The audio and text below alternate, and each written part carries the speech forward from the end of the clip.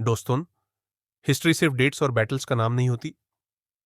History होती है जुनून, स्ट्रेटेजी और स्वराज्य के लिए लड़ने वाले लोगों की कहानी। आज की इस वीडियो में हम जानेंगे कैसे मराठा एम्पायर ने धीरे धीरे पावर बिल्ड की, कैसे उन्होंने बड़े बड़े एम्पायर्स को चैलेंज किया और कैसे मराठास भारत की सबसे स्ट्रांग देसी पावर्स में से एक बन गए। तो वीडियो को एंड तक देखिए, क्योंकि ये कहानी सिर्फ वॉर की नहीं, ये कहानी है सेल्फ रूल की पार्ट वन। स्वराज्य का आइडिया 17वीं सेंचुरी के टाइम पर भारत में मुगल एम्पायर और डेक्कन सुल्तानेट्स का कंट्रोल था। इसी दौर में एक नाम उभर कर आता है, छत्रपति शिवाजी महाराज। शिवाजी महाराज का मानना था कि लोगों को अपने रूल के नीचे जीने का हक मिलना चाहिए। इसी सोच को कहा गया स्वराज्य। तुराना फोर्ट कैप्चर करने के साथ ही मराठा मूवमेंट ने रियल शेप लेना शुरू कर दिया। पार्ट टू, शिवाजी महाराज की मिलिट्री स्ट्रेटेजी। शिवाजी महाराज सिर्फ तलवार से नहीं जीते थे, वो स्ट्रेटेजी से जीते थे।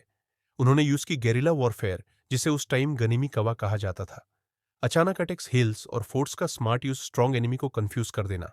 सूरत जैसे रिच मुगल सिटीज पर अटैक करके उन्होंने दिखाया कि मराठास को लाइटली नहीं लिया जा सकता।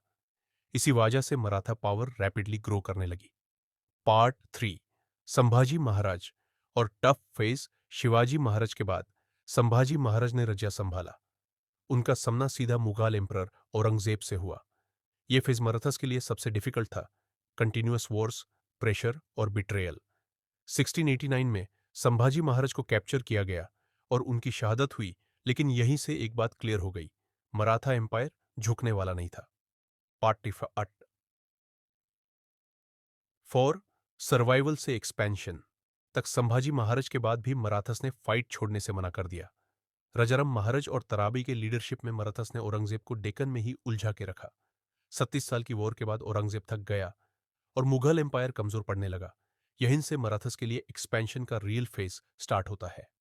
पार्ट 5, पेशवा एरा और पीक पावर। 18th सेंचुरी में मराठा एम्पायर का कंट्रोल पेशवा सिस्टम के हाथ में आया। सबसे पावरफुल नाम पेशवा बाजीराव फर्स्ट। उन्होंने कभी कोई मेजर बैटल नहीं हारी। मराठा आर्मीज मलवा तक पहुंची, गुजरात पर कंट्रोल बनाया, दिल्ली तक इन्फ्लुएंस एस्टैब्लिश किया। इस टाइम पर मुगल एम्परर सिर्फ नाम का रूलर रह गया था। पार्ट 6, मराठा एम्पायर का विस्तार। मराठा एम्पायर का स्प्रेड सिर्फ महाराष्ट्र तक नहीं था, उनका इन्फ्लुएंस था north India, central India, Deccan region. Marathas chauth collect करते थे, जो उनकी अथॉरिटी का सिंबल था। इस फेज में मराठा एम्पायर इंडिया की सबसे डोमिनेंट पावर्स में काउंट होने लगा। Part 7, third battle of Panipat 1761 में आया एक बड़ा turning point. Third battle of Panipat Marathas versus Ahmad Shah Abdali battle भयंकर थी। मराठास को हेवी लॉस हुआ और लीडरशिप भी कमजोर हो गई।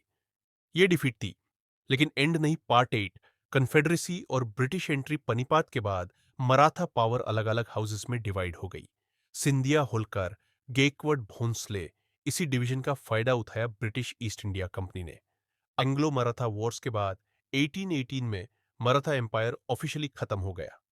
कंक्लूजन, मराठा एम्पायर सिर्फ एक रजिया नहीं था, वो एक आइडिया था, स्वराज्य का, रेजिस्टेंस का और सेल्फ रिस्पेक्ट का। आज भी उनके फोर्ट्स, उनकी बैटल्स और उनकी स्टोरीज हमें इंस्पायर करती है। मराठास हार गए हो सकते हैं, लेकिन उनकी लेगेसी कभी हारी नहीं। Outro new. अगर आपको हिस्ट्री के ऐसे पावरफुल चैप्टर्स पसंद आते हैं, तो वीडियो को लाइक करो, चैनल को सब्सक्राइब करो और कमेंट में लिखो, मराठा एम्पायर का सबसे इंस्पायरिंग मोमेंट कौन सा लगा। मिलते हैं नेक्स्ट वीडियो में एक और जबरदस्त हिस्ट्री स्टोरी के साथ।